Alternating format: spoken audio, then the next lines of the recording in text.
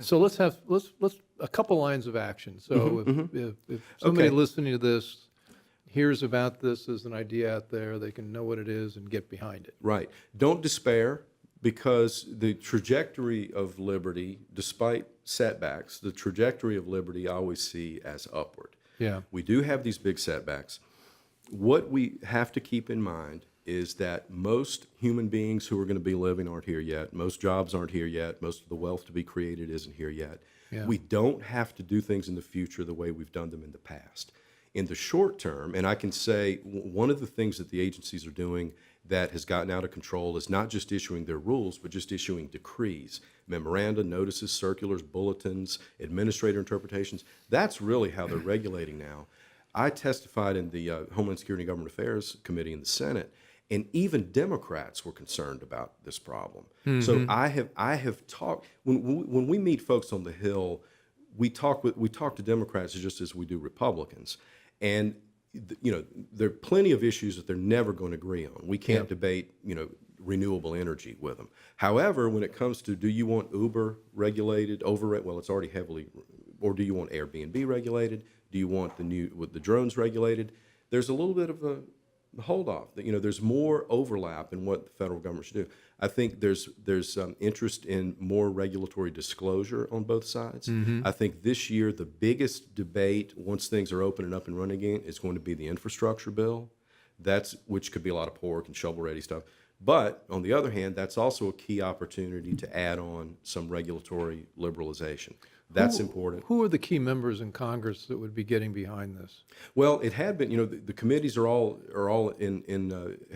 changed over, so it's much tougher I don't now. see Maxine Waters doing much financial services deregulation. Right, and over in House Government Affairs, oversight and government affairs, we're not going to get any real traction either. But I think the dark matter issues are being looked at and will be looked at. There's certain groups on the outside who build themselves bipartisan in nature, who are looking at solutions to some of these things. Real quick, you mentioned dark matter. Refresh my.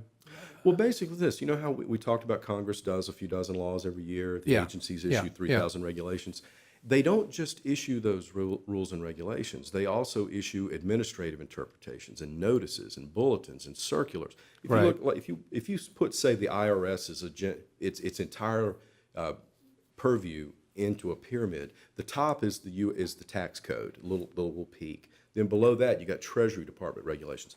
Everything else is IRS guidance and notices and out to the public, trying to clarify, confusing a lot of things. The big debate we had a few years back over the transgender restrooms was guidance. It was a letter, so-called Dear Colleague letter, from the Department of Justice and the Department of Education that went out to all of these schools. Not a law from Congress, not a regulation that went through notice and comment, but guidance. That's how a lot of things function now. It's occurring with the way drones are regulated. It's occurred, like the NHTSA, National Highway Transportation Safety, said that your smartphone in your car needs to have a safe mode, but NHTSA regulates motor vehicle equipment. It doesn't. It never has the power to regulate phones, and yet they issue guidance like that anyway. And there's a big uproar. So that's what they do. The Labor Department rules a couple of years back on independent contractors and on franchising that had come out, changing the rules of franchising, not laws, not regulations. They were just notices that had come out from the agency. So that's, I think, our big concern. That was out of labor. And that was at Labor. That was devastating, because they decided that if you were an employee of a franchisee, you were also an employee of the franchisor. Right. So can you imagine? I mean, that was just done with a notice. Yeah. Now, has that been rolled back? It had been. Those things are still being debated behind the scenes. You mentioned all the folks that are still there that are, they're still there. They're still there, right? They're still there. Which gets at a real, that does get you at a real problem with the administrative state. That's why I hope, and different groups of ours, including groups on the left, we're the small L libertarian, I guess you could say, but there are groups on the left that we work with too.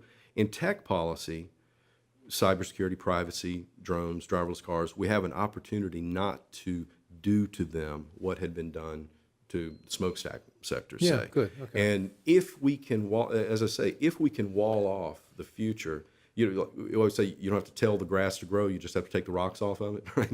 If we can wall off the future from the poor ways we've regulated in the past, we're going to have, we can effectively outgrow. The future economy could be much bigger than the one that's overregulated right now.